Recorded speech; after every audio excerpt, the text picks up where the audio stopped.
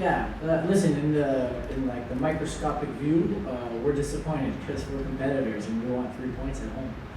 And we feel like we played a really good game in a lot of facets. And of course, it was just the margins where we didn't get the goals, a little bit offside here, but we did a lot of things well. And but we'll always push ourselves because that's the kind of the nature of the group and the culture. We're going to always push ourselves that we want to do better and we want to win every single game. So ties for us sometimes feel like losses. In the medium view though, we did some good things though, and if we repeat that performance over and over and over again, you're more likely to win than to lose, and that's our mentality.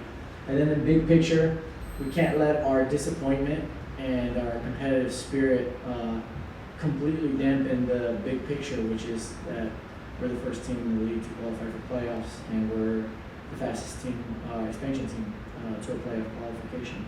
And that's the work that we've done every single day, from day one all the way through to now.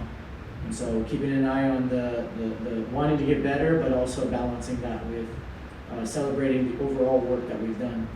And then the question is, now what? So now what?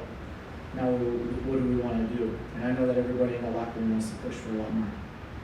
Thank you, Mikey. Now we'll open up the room for questions. We'll start in English and then we'll move to questions in Spanish. Go ahead. Hi, Mikey. Congrats on clinching for playoffs. With that now in mind, how important, or is it a priority to maybe player safety, keeping players, resting some players in certain moments moving forward in the season to keep them from getting injured moving into playoffs? Absolutely not.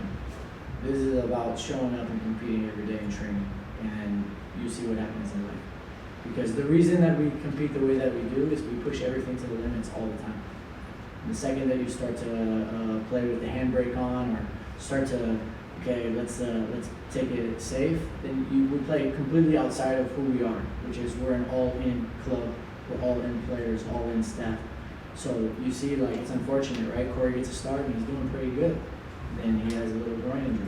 Next guy up. If I get sick one day and I can't make it to work, somebody's gonna step up and do the job. And that's who we are, and so we're gonna keep pushing this thing full throttle and see how far we can push the season. Coach, first off, congratulations. You said that culture has been a big part of it. Can you speak more about what you think has driven your success so far this season, and how do you see it playing out the rest of the year? Yeah, I think it starts with the vision from the ownership group that we want to be a football club that plays a certain way. It wants to be a winning club. It wants to be a reflection of the community.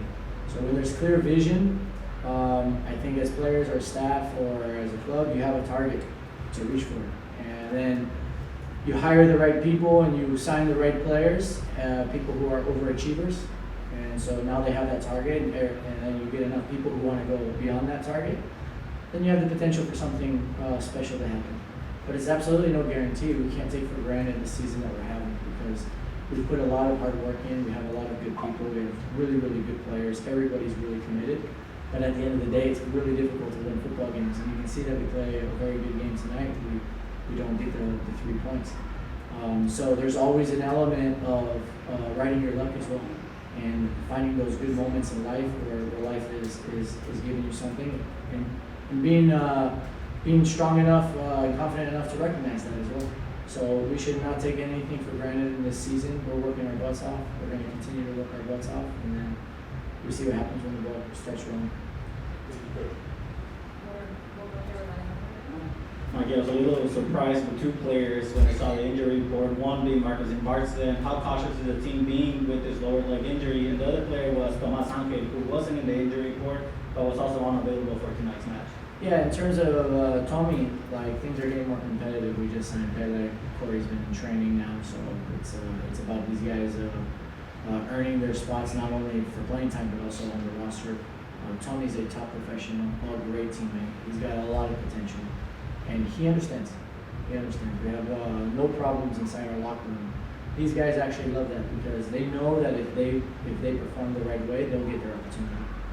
And then Marcus, it's more a case of continuing his return to play protocol and making sure that we don't push it too fast.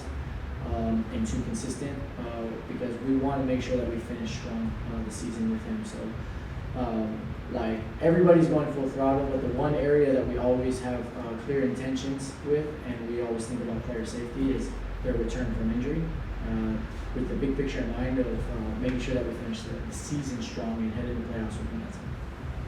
Take a question back there.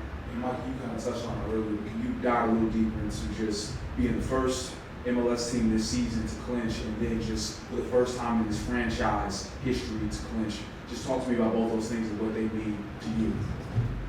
Yeah, the thing about the expansion, for me, it has less value because every season, every journey is totally different. But for me, what has tremendous value is we're here to represent a community, right? We're supposed to be a reflection of San Diego and the people of San Diego, and I think that means that it's a community with good character. It's a community that's creative, that's diverse.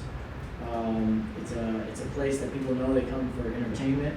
But what a lot of people don't know is that this is a place where people make tremendous sacrifices to live, and they work really hard. And there's because this is a very California, especially these areas, it's not easy to make a living and live here. People make tremendous sacrifices, huge work ethic every single day, so that they can live here because they love this place so much. And I think that's what I'm most proud about the group. You see in many games when we're down, that we have that fighting spirit about us, and that's the base of everything in terms of being a reflection.